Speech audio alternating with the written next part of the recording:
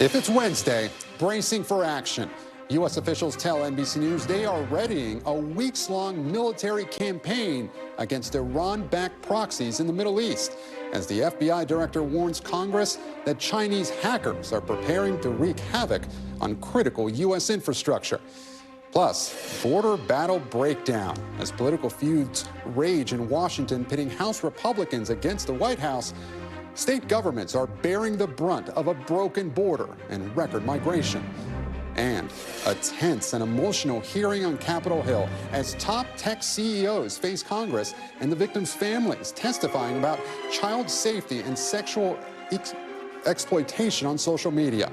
The remarkable moment Mark Zuckerberg got up and addressed those families directly.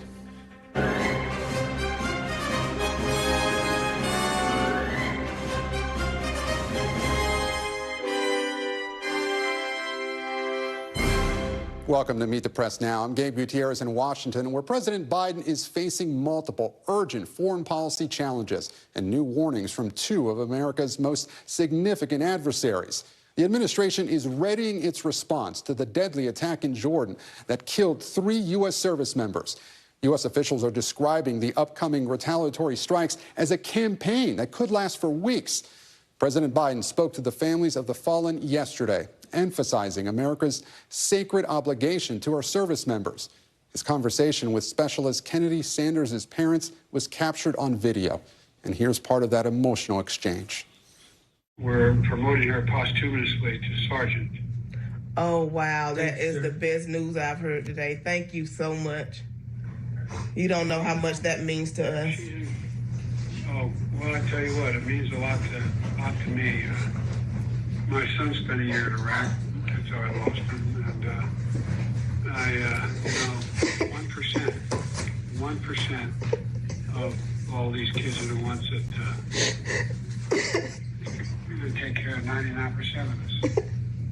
We only have one sacred obligation: to prepare those we send into harm's way and care for them and their families when they come home. And that's what we're doing. We trust whatever decision you make going forward. We trust that it will be the best interest of our country. Thank you for everything that you're doing. Well, thank you. Keep me in your prayers. I pray every single day that I make the right decisions. Such grief during that phone call. And as the U.S. finalizes what targets it will go after, the commander of Iran's Revolutionary Guard issued a warning today that no U.S. threat will be, quote, left unanswered. Meanwhile, the Defense Department announced today it shot down a cruise missile in the Red Sea that was launched by Houthi rebels in Yemen. But it's not just the warnings out of the Middle East that the administration is grappling with. At a hearing on Capitol Hill today, FBI Director Christopher Wray sounded the alarm about the growing threat from China. The FBI director said hackers backed by China's Communist Party are targeting U.S. critical infrastructure, including water treatment plants, electrical grids, oil and gas pipelines, and transportation systems. China's hackers are positioning on American infrastructure in preparation to wreak havoc and cause real-world harm to American citizens and communities if and when China decides the time has come to strike. They're not focused just on political and military targets. We can see from where they position themselves across civilian infrastructure that low blows aren't just a possibility in the event of a conflict. Low blows against civilians are part of China's plan. And joining me now is NBC News White House correspondent Monica Alba and NBC News Justice and Intelligence correspondent Ken Delaney. And Monica, I want to start with you. What more do we know about the discussions going on at the White House about how the U.S. will respond?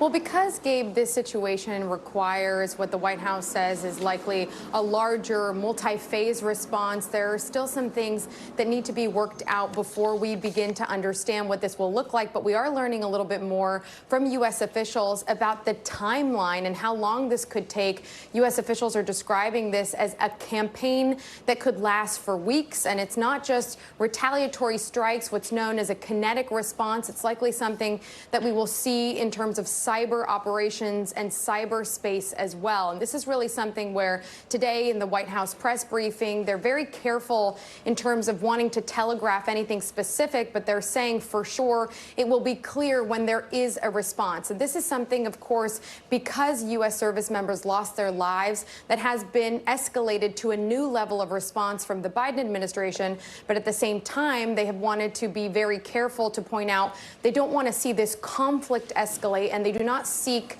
any kind of war with Iran. That said, because it was Iranian-backed proxies that were responsible for this drone attack on U.S. troops, there is going to be a response we expect that will target Iranian assets. But as of now, Gabe, we understand that will be outside of Iran, and that is really significant as we wait to see exactly how this plays out. And Monica, help clarify something for our viewers. Yesterday, we heard that the president had decided how to respond, but right now it sounds like the details are still being ironed out. Exactly. And this is something where when the president was asked if he had made a decision about how to respond, when he just said the word yes, we took that to mean essentially that of the menu of options he was presented with on Monday in a Situation Room meeting that we know took place with the defense secretary, with the national security advisor, the president indicated what he would like to see as the ideal scenario for a response. But because it has multiple components, it means that there is more information that needs to be gathered before it can be carried out. And then there are always, of course, technical considerations for best timing. But we do also know, Gabe, that there will likely be multiple locations that are hit when this does happen, which could mean multiple countries, since, of course, that attack took place in Jordan. But where we have seen many U.S. troops and personnel targeted is in countries like Syria and Iraq, where some of these Iranian-backed militias have some of their weapons stored as well, Gabe. Monica Alba at the White House. I want to turn now, though, to Ken Delaney and hear the other threat that the U.S. is facing right now, China, and Christopher Wray's testimony today. Now, the FBI has warned about cyber threats coming from China before, but why is this different? Well, today was specifically about Chinese threats to critical infrastructure like water treatment plants and the power grid. And that's really not new, Gabe. I can remember reporting on China being in our electric grids 10 years ago. But what's new is the stark nature of the rhetoric, the extent to which these top officials are willing to level with the American public about just how dangerous this is. And specifically what they said was China wants to make it very painful for the U.S. to contemplate defending Taiwan in the event of a mainland invasion. They want to up the cost of that. So does the U.S. have the capabilities to deal with the cyber threat? Well, in some cases they do, and today they announced an operation where they took down a hacking network. But they also were very frank today that a lot of our critical infrastructure is outdated, is insecure, and it's kind of an open door for Chinese hackers to walk through. And Ken, we're also learning about this China-backed hacking group called Volt Typhoon. What more do we know about this group and how the FBI was able to disrupt its efforts? Yeah, that was a sophisticated operation designed to burrow into critical infrastructure, and it used botnets and a lot of kind of complicated stuff. And the FBI was able, using a court-ordered legal process, to seize control of some of the infrastructure, take it down, disable it. So that's one victory, but there's a lot of threats out there. Ken Delaney, and thanks so much for joining us here in studio. Let me now bring in someone who knows all about the threats of all kinds, former CIA Director John Brennan. He's also an NBC News Senior National Security and Intelligence Analyst. John, thank you so much for joining us. Now, let's start on the Middle East. We're starting to learn what the U.S. response may look like. So what does a strong U.S. response look like, and what would your recommendation be in this situation? Well, I think it has to be focused on all of those Iranian proxies that have been engaged in attacks against U.S. forces in the area. And I think primarily it will be in Yemen, in Syria, and Iraq. That's has embedded itself with a lot of these proxy groups, providing them training, weaponry, funding, and also the logistics that allow them to carry out these attacks. So I think this will be forceful. I think it will be multidimensional. There could be a financial side of this as well, additional sanctions. There could be some cyber actions as well to try to disrupt some of their command and control systems. But I do think there'll be a military component directed against Iranian proxies in those three countries. And John, I want to read some of what the CIA director, Bill Burns, wrote in a column yesterday. He wrote, quote, "I have spent much of the last 4 decades working in and on the Middle East, and I have rarely seen it more tangled or explosive. The Iranian regime, he says, has been emboldened by the crisis and seems ready to fight to its last regional proxy. Do you agree with this assessment? Yes, well, I worked very closely with Bill over the last 4 decades on the Middle East, and I would agree with him that there is a very active Iranian effort to try to disrupt U.S. activities in the region, try to push U.S. forces out. It has worked very closely with a lot of these militia groups, both Sunni and Shia, the Sunni groups like Hamas, but also the Shia groups like Hezbollah in Iraq and in Syria and the Houthis in Yemen. And they are very active, and clearly, in light of what's happened in Gaza and the ongoing conflict there, they're trying to seize upon that to inflame tensions and to basically broaden out the conflict right now, because they do believe that the U.S. presence in the region, in the Middle East, is antithetical to their interests. And John, the commander of Iran's Revolutionary Guard warned that no threat by the U.S. will be left unanswered. What do you make of that statement? Is it just posturing at this point? No, they're probably going to look at various ways to lash out at the United States. The Quds Force, which is a part of the Iranian Revolutionary Guard, is the element that works very closely with these various extremist and militia groups. And I wouldn't be surprised if after these strikes, the Iranians are going to try to take actions to push back against the United States, carry out additional attacks. The Iranians have a lot of influence over these groups, but sometimes these groups also will act rather independently of Iran. So I do not believe that we've seen an end to these Iranian-supported proxy attacks. And let's turn to this new warning by Director Wray that we were just talking about with Ken. He said, if and when the time comes, China is prepared to wreak havoc. Now, how soon could that time be, and how advanced are China's capabilities? Well, the Chinese have been working on this for the past couple of decades. They have a very large and sophisticated cyber effort to try to get a better understanding of what our critical infrastructure looks like, to try to get into these systems. And as Ken was saying, a lot of these systems do not have the types of defenses against the more sophisticated, updated attacks, the malware that the Chinese can employ.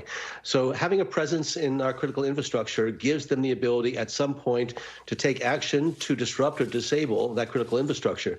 So it's ongoing, and I know the FBI is working very closely with DHS, the White House, and others to identify these Chinese actions, but also take actions, be able to disrupt and get them out of our systems. And of course, President Biden has been trying to improve the U.S. relationship with China. Based on what you're seeing now, are tensions between Washington and Beijing easing at all? Well, we do have some signs that there are areas of cooperation, such as in fentanyl. The Chinese and the United States, I think, recognize that there are areas of common interest. But from the standpoint of cyber, there are just a lot of Chinese companies. Some of them are controlled wholly by the Chinese government. Others operate independent of or support the Chinese government. And they see that there's a lot to be gained from having access to our digital environment here in terms of intellectual property, or be able to steal that, be able to get national security secrets, and also being able to, again, put in place the capability that in the event that tensions increase and there is some type of potential conflict between the United States and China, they have the ability to take actions on the cyber front that really could be very disruptive, if not cripple, some of our capabilities. And John, we're obviously in an election year. We know China tried to influence the 2022 election. What do you make of China's capability for that, and how likely is it that China is willing to interfere in this upcoming election? Well, President Xi supposedly told President Biden that China was not going to interfere in the 2024 election. The Chinese have a lot of capability in that digital environment. They could engage in information operations as a way to favor some of the candidates, not just in terms of the presidential election, but also the congressional election. They're very close observers of the U.S. political scene. And although President Xi may give the direction to Chinese security and intelligence agencies not to carry out very blatant actions to interfere in the election, I could still see a lot of Chinese actors that have an interest in the outcome of our elections in November getting involved in a way with other information operations or other types of digital attacks that really could be very disruptive. Former CIA Director John Brennan, thank you so much for joining us here on Meet the Press Now. And coming up, border battle. We'll go inside the debate, the dysfunction, and a new effort by Democratic governors to pressure the White House and Washington to act. Colorado Governor Jared Polis will be here. But first, abuse, exploitation, and kids on social media. How some of the top leaders in tech defended their platforms while being grilled on the lack of adequate protections for children online. That's next. You're watching Meet the Press Now.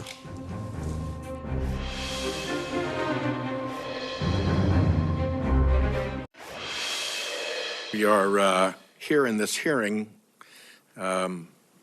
because as a collective, your platforms really suck at policing themselves. Mr. Zuckerberg, you and the companies before us, I know you don't mean it to be so, but you have blood on your hands. You have a product. You have a product that's killing people. And welcome back. You just heard some of the bipartisan condemnation from senators today as the CEOs of 5 major social media companies testified before the Judiciary Committee in a dramatic and emotional hearing. The CEOs of Meta, which owns Facebook and Instagram, as well as the CEOs of TikTok, Snap, X, formerly Twitter, and Discord, were grilled by lawmakers about child safety on their platforms. The pressure coming not just from lawmakers in the room, but from the audience as well, with parents of children victimized by social media in attendance. It all led to this dramatic moment where Meta CEO Mark Zuckerberg was pushed to apologize to those parents directly. Have you apologized to the victims? Would you like to do so now? Well, they're here. You're on national television. Would you like now to apologize to the victims who have been harmed by your product? Show them the pictures. Would you like to apologize for what you've done to these good people? I'm sorry for everything that you've all been through. No one should have to go through the things that your families have suffered. And this is why we invested so much and are going to continue doing industry-leading efforts to make sure that no one has to go through the types of things that your families have had to suffer. Quite a moment there. And joining me now from Capitol Hill is NBC's Sahil Kapoor. Sahil, it was certainly a combative hearing, but how much substance did senators get to with the tech CEOs, or was it all just theater? Well, a lot of it was theater, Gabe. The part that isn't theater remains to be seen, and that's what, the question of what Congress is actually going to do about it. The tech CEO certainly faced a chilly reception from the senators on a cause that unifies people, how to protect children from exploitation and abuse online. I spoke to Senator Dick Durbin, the chairman of the committee, during one of the breaks in that hearing. He served in Congress for decades, and he said it's one of the most overwhelming hearings he's ever attended, that the room was packed with families showing pictures of children who had been exploited. One of the senators who questioned members was Richard Blumenthal, the Democrat from Connecticut, demanded to know whether the CEOs present before him supported his bill, the Kids Online Safety Act. Let's play some of that exchange. There are parts of the act that we think are great. No, it's a yes or no question. I'm going to be running out of time, so I'm assuming the answer is no if you can't answer yes. Mr. Siegel? Senator, we strongly support the Kids Online Safety Act, and we've already implemented many of its core provisions. In its present form, do you support it? Yes or no? We are aware that some groups have raised some concerns. It's important to understand I'll take that as a no. Ms. Yaccarino. Senator, we support COSA and will continue to make sure that it accelerates and make sure it continues to offer community for teens that are seeking that voice. Mr. Zuckerberg, do you support the Kids Online Safety Act? Senator, it's a measure these are that is nuanced public, things. and I'm just asking whether you'll support it or not. These are nuanced things. Sahil, very tough. Remember, Gabe, it's not up to those CEOs whether to pass those pieces of legislation. They don't get a vote in this. It's up to Congress to decide whether or not to set these rules. But what you saw from Blumenthal is something members of Congress tend to do as a publicity move to draw attention to their particular pieces of legislation. I spoke to Blumenthal during that hearing when he walked out away from a break. He said his big takeaway was the lack of trust here, that Congress simply cannot trust these CEOs to police themselves and to protect children. Yeah, really tough to get a yes or no answer there, Sahil. But how likely, really, is it that any of these bills are going to get passed? Well, first, let's tick through the bills that are on the table here. I believe we have a graphic that shows them. There's the Kids Online Safety Act, which we mentioned. That's authored in part by Richard Blumenthal, that would create liability for recommending or promoting content detrimental to minors. There's the Platform Accountability and Transparency Act, which would set standards for disclosure and transparency. There is the SHIELD Act, which would criminalize sending non-consensual images. The Stop CSAM Act, that stands for Child Sexual Abuse Material. The Earn It Act, which stands for Eliminating Abusive and Rampant Neglect. And the Protect Safe Childhood Act, which would bolster prosecution of child exploitation crimes. As you heard from Senator Sheldon Whitehouse there, saying to the CEOs, quote, "Your platforms really suck at policing themselves," unquote. Again, every time they do this ritual of hauling these CEOs and kind of confronting them and creating these viral moments, it puts pressure on Congress to actually act. Blumenthal also told me that he does feel confident that his bill will get to the 60 votes it needs to pass the Senate after they make some tweaks. It's all still a work in progress. Senator Durbin also told me he's optimistic that some of these bills that have passed through Judiciary Committee can get votes on the floor of the Senate. Gabe. Sahil Kapoor live for us on Capitol Hill. Sahil, thank you so much. And turning now to another big issue on the Hill right now, the border. With any potential deal on border security mired in election year politics right now, the brunt of dealing with the influx of migrants has largely fallen to state governments. And while the Biden administration faces off with Republican-led states like Texas over who polices the southern border and how, the president is also facing renewed pressure from Democratic governors. Recently, 9 of them, representing more than 100 million Americans, sounded the alarm, telling the White House and Congress that they urgently need more money and more resources. Writing, quote, "The number of migrants arriving in states and cities seeking emergency shelter continues to increase at a record pace. States and cities have spent billions to address inaction by Congress and match these challenges with solutions for our state and local economies." And joining me now is one of the governors who signed that letter, Colorado Democratic Governor Jared Polis. Governor, thank you so much for joining us here on Meet the Press Now. A pleasure to be with you, Gabe. Governor, I want to start. You and other governors sent that letter to the president requesting action on the border. Have you heard back yet? Well, I think what we hope is to hear back in deed rather than word, and President Biden has been very supportive and encouraging of a real tough border security package that the Senate is working on. It's always been elusive to find that compromise between Democrats and Republicans to strengthen our border, and I think we're closer now than we've ever been before. Absent congressional action, it's going to continue to be chaos at our southern border, and that's why I really think it's important to call upon Congress and the president to secure the border, hire the Border Patrol, do the high-tech screening and fencing that they need, and finally establish security, not only to prevent human trafficking, but also the illegal flow of fentanyl, gun trafficking, all the other issues that Colorado isn't a border state, but we still see the impact of 2 states north of the border. And, Governor, something I found interesting, only on that letter, there were only Democratic governors. There were no Republicans on that letter. Do they not agree with you? I hope they do. You know, there's currently a bit of a standoff, as you know, with Texas and U.S. Border Patrol. I think they just need to sit down and work together. I mean, I think it's great if Texas, if Arizona, if California want to help secure the border, do it in a coordinated way with the vast federal resources we have. But the real answer is, of course, is to have the federal resources to do it. This is a multi-thousand-mile border. It ain't easy, or it would have been done already. And I think we have a unique opportunity with President Biden, Republicans and Democrats in Congress to say, this is enough is enough. Let's do this. And let's actually make sure that we can protect Americans from this inflow of fentanyl, illegal gun running, and also curb the flow of illegal immigrants. And, Governor, speaking of President Biden's authority on this issue, Republicans on the Hill, as you know, they say that there's more the president can do unilaterally right now. Do you agree with that? Well, I hope that the president is looking at anything he can do. But as I, recently said, I mean, if the border could be secured by a president alone, why on earth didn't President Trump secure it? He didn't, because the truth is it takes resources. Where do resources come from? Congress. A president can't just unilaterally spend money and make the investment in hiring more border security and Border Patrol agents, which is absolutely needed. It needs to be appropriated by Congress to do that. That's just the system we have. No president, President Biden, President Trump can do it alone. It absolutely takes congressional actions to secure our southern border and to reform the asylum process to reduce the backlog and ensure that frivolous claims are dismissed earlier in the process. Governor, can the president win re-election if things at the border don't change?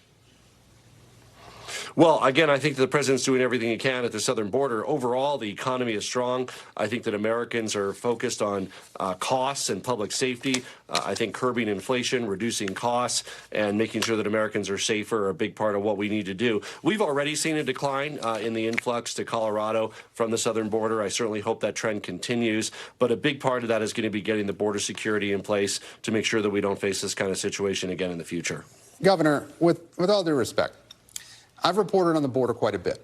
And over the past year, it started with, people like Eric Adams in New York, and then Governor Pritzker in Illinois, and others throughout the country, Democrats that have become increasingly frustrated with the White House. And we put that question to the White House. They say they have given these cities and states a lot. Has it been enough?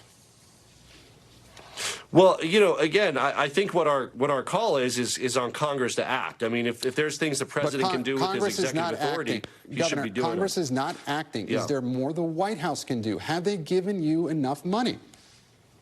Anything that they can legally give us, I hope they do. As you know, and I know this as an executive of a state, money has to be appropriated by Congress. A president, a governor can't just conjure up money. Of course, they've been able to help reimburse Colorado, the city of Denver, for some of the costs. But, again, it'll take Congress to appropriate more if they expect states to deal with this. But that's not the right answer, expecting states to deal with it. The right answer is just securing our border. And that's really what this discussion needs to be focused on. I certainly hope President Biden is doing everything he can with his executive authority. But at the end of the day, does it take more Border Patrol agents? It does. And where does that come from? It comes from Congress. And Governor, what is the state doing to help Denver? I believe the city is now saying it will spend 10% of its budget. Is shutting down the city to migrants on the table here? Well, again, what Colorado is doing is we've offered help with logistics and transportation. Many of the folks arriving in Colorado, it's simply the road up from El Paso or moving on to other locations in the East Coast, the West Coast. Some are here for days, some are here for weeks. But we want to help everybody reach their final destination as quickly and easily as possible.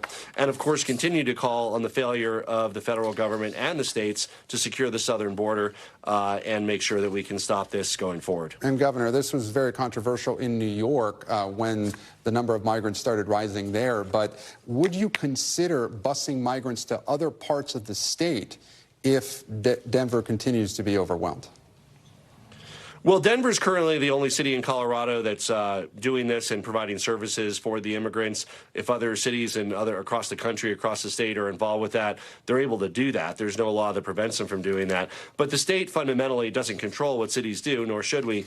We simply say, look, we're here to help with logistics, with transportation. We've run a few legal clinics to help make sure people can get their asylum claims in.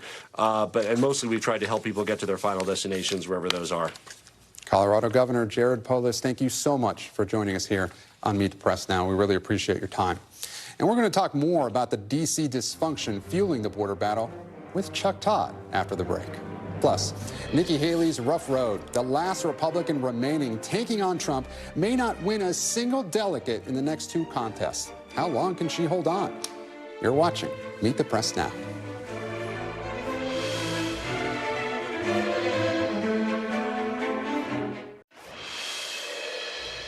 And welcome back. Today was a busy day on Capitol Hill when it comes to the border. Over in the Senate, a top Republican negotiator says they are, quote, whisper close to releasing the text of a bipartisan border deal, though it was not expected today.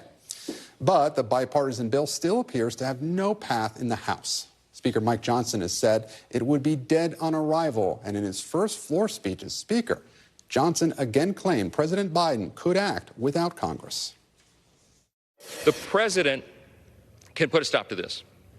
President Biden and Secretary Mayorkas have designed this catastrophe. And now, rather than accept any accountability or responsibility for what they've clearly done, President Biden wants to somehow try to shift the blame to Congress for his administration's catastrophe by design. It's absolutely laughable. No one's falling for this. And joining me now for more on the politics of the border battle is NBC's chief political analyst, Chuck Todd. Chuck, it is so glad to have you here in the studio. We really appreciate it.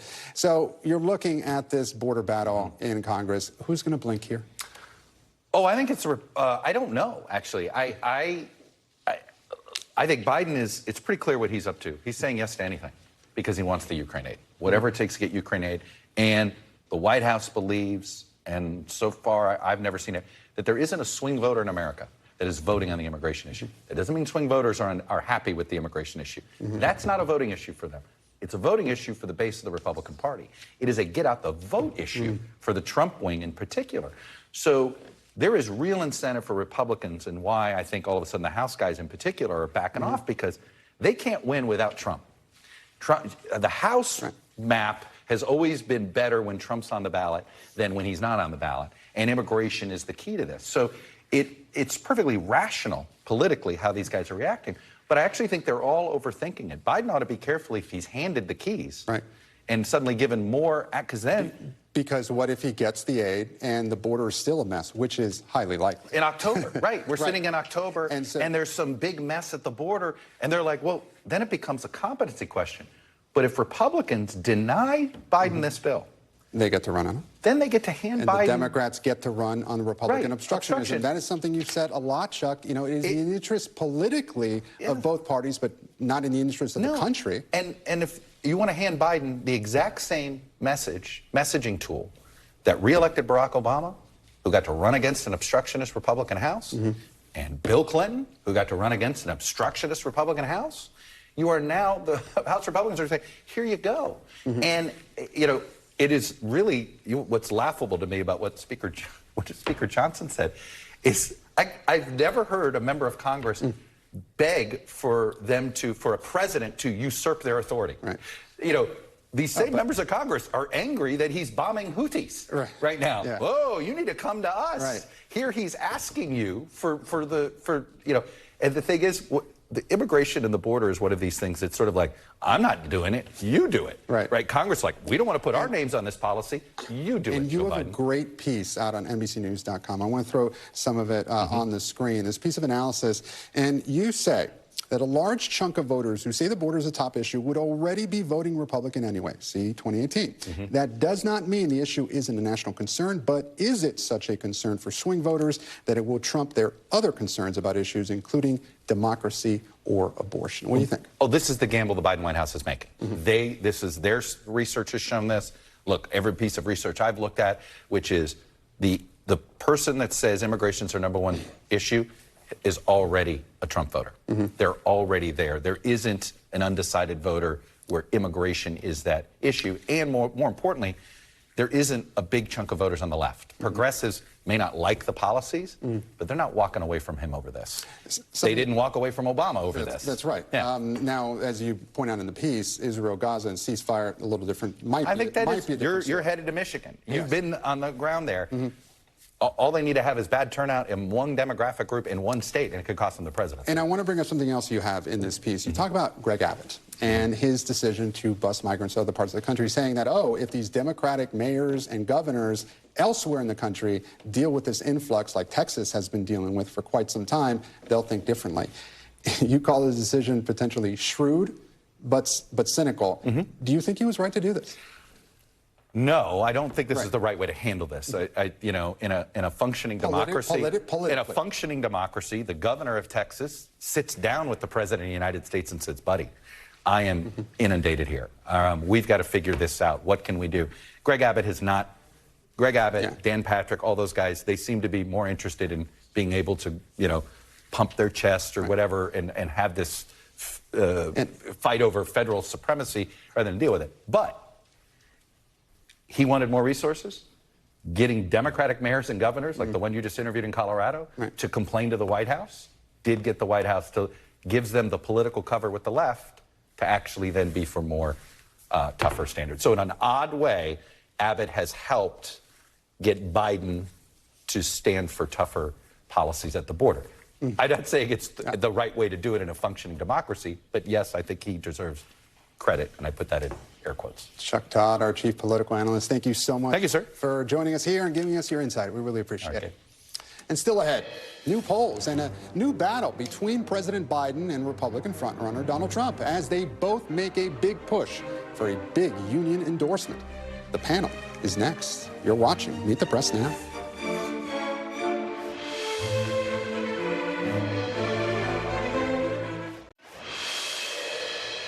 And welcome back. Turning to the 2024 Republican primary race, Trump's top campaign advisor sent out a memo this week arguing that Nikki Haley does not have a viable path to the GOP presidential nomination. Haley's campaign responded with a Mean Girls meme. The reality is that the delegate math is not working in her favor, though, and the next two major contests are the Nevada caucuses, where Haley is not on the ballot, and the South Carolina primary, where Haley is downplaying expectations. Both those races assign their delegates in some sort of winner-take-all fashion, meaning that it's possible that Haley gets 0 delegates from the next two big races. And joining me now on set for the panel is Molly Ball, senior political correspondent for the Wall Street Journal, senior advisor to Vermont Independent Senator Bernie Sanders. Faiz Shakir, the senior advisor to Vermont Independent Senator Bernie Sanders, and Florida Republican Congressman Carlos Curbelo. He's also, of course, an NBC News political analyst. Molly, Haley says she is committed to staying in his race. What is her path forward? Well, look, the Trump campaign is right on the math, right? The numbers are what they are, and it is very difficult to see where Nikki Haley is suddenly going to get a bunch of delegates and pull ahead. She has yet to win a primary. It's hard to win without winning, especially in these winner-take-all contests. However, the reason they're putting these memos out and trying to influence the debate is because primaries really are not so much about delegate math, especially at this early stage. They're about momentum, and they're about the narrative. And so you wouldn't have Donald Trump's campaign putting out these memos and trying to change that narrative and trying to portray him as inevitable if they weren't concerned about that. And that is why you had, Haley clearly, I was with her in New Hampshire and a little bit in Iowa. She clearly has a new spring in her step now that she has gotten more confrontational with Trump. Her donors haven't given up on her. So is there an obvious path that you can draw, lines on the chalkboard where she's going to rack up those delegates? Not at this point, but things can change fast in politics. Carlos, we were mentioning in the introduction there's a possibility that Haley doesn't get any delegates at all in the next two contests. What does that do to the momentum that Molly was talking about? Well, it'll be bad for her, and she'll probably start losing some of that funder support. But what really bothers Donald Trump, Gabe, is that even if she doesn't get any delegates, the numbers are going to be up there for everyone to see. 20, 25, maybe 30, 35% of Republican voters are going to choose Nikki Haley. It's going to hurt Donald Trump's argument that the Republican Party is fully united behind him. And by the way, these are people who they might vote for another candidate like Haley in primaries and then not show up in November because they may not like Donald Trump. They may not be enthusiastic about Donald Trump. So this really hurts Trump's narrative that his candidacy is inevitable, that he's a shoo-in to beat Joe Biden, that all Republicans are behind him. Faiz, Haley is making the argument that this is a fight for freedom. Is that a workable argument in a Republican primary? Do you think it'll be effective? Well, it's a workable argument for Joe Biden, who will make basically the same argument in the general election. And so I'm sure as a Biden supporter, I'm eager for Haley to stay in this race as long as possible. Trump's reaction to her makes zero strategic sense. Why are you giving her oxygen? Why are you even suggesting that you have a serious primary still going on when it should be over for them? But the fact that he can't control himself tells you a lot of things that we probably already knew about Donald Trump. Good luck to him, but this is really helpful to the Democratic side. And Molly, speaking about Donald Trump, the New York Times now reporting that his main super PAC spent more than $50 million on legal bills in the last year alone. We've never seen anything like that before. What does that mean for him going forward? And what does it mean for his donors if they think that their money is going to be going for this long list of legal fights? I mean, look, on the one hand, he does have a seemingly inexhaustible supply of small dollar money, but it has been declining. And this super PAC was outraised in the last quarter. And so, donors don't necessarily love the idea that they're just giving money to Donald Trump's lawyers. And those bills are certainly going to keep coming. I mean, talk about a fight for freedom. That's what Donald Trump is going to be in with these court cases throughout the next year. And another argument that Haley's been making is that chaos follows Donald Trump, that he brings chaos to everything, to everywhere he goes.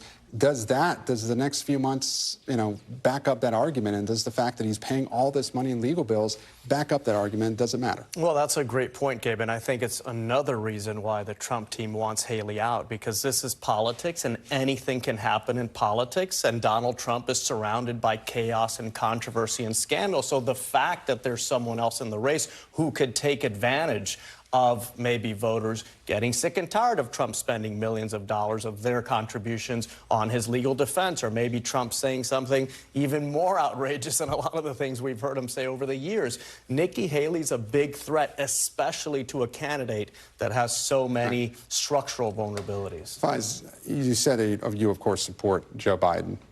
And something that we keep seeing, you know, the recent polls coming out, you know, Biden either neck and neck with Donald Trump or within the margin of error, he's slightly down.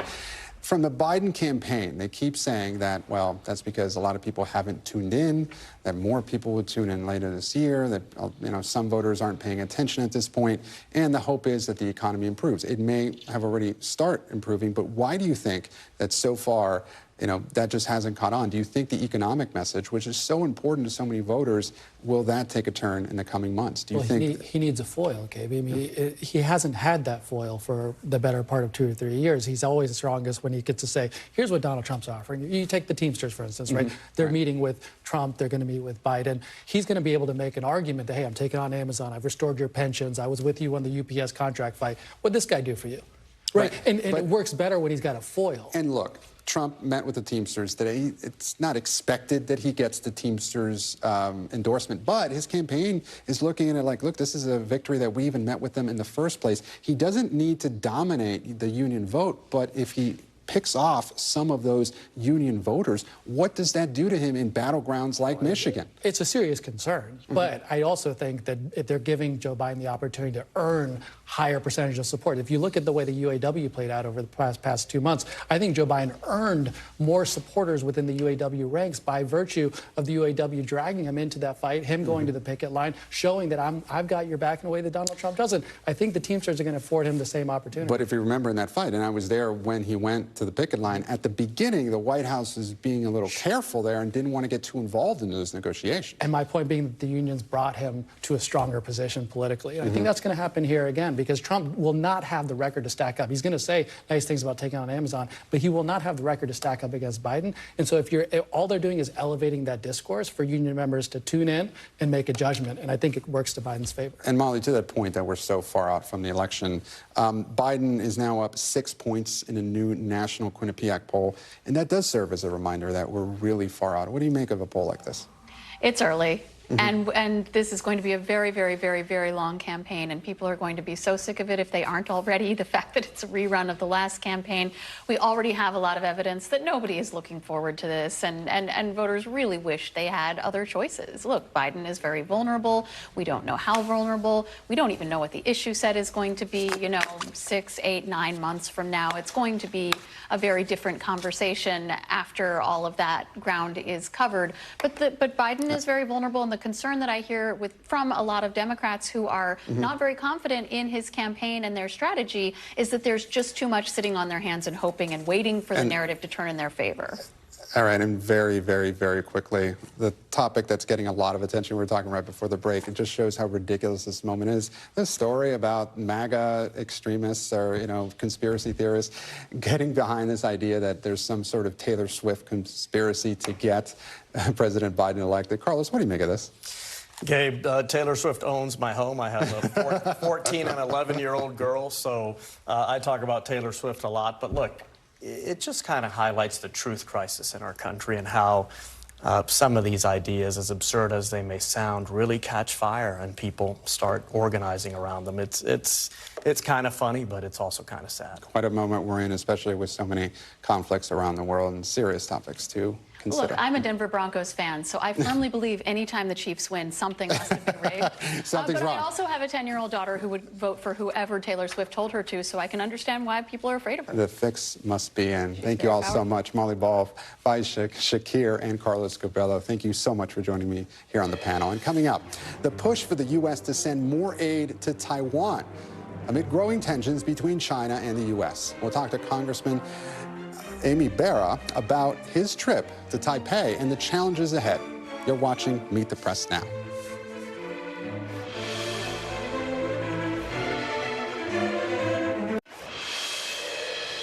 Welcome back. We've been talking about the impasse on Capitol Hill when it comes to the border.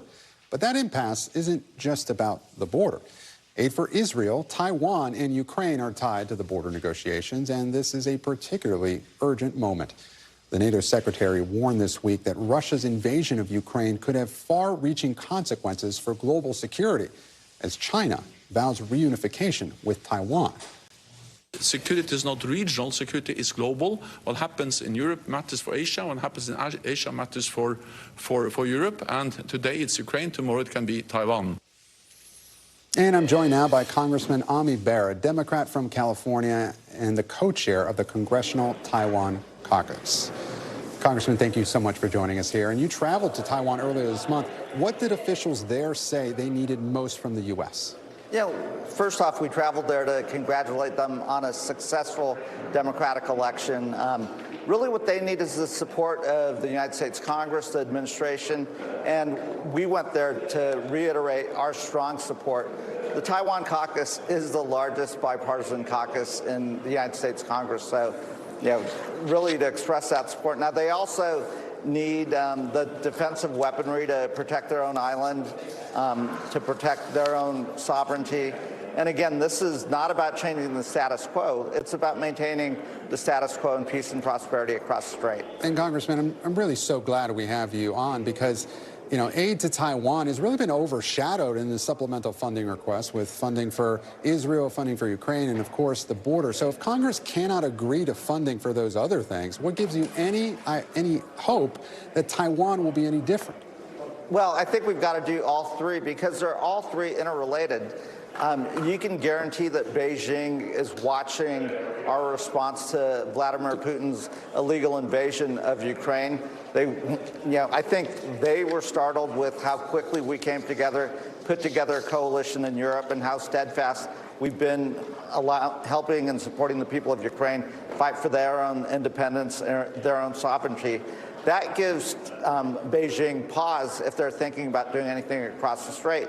Now, if we were not to continue funding Ukraine, I think that would be a bad signal to Beijing.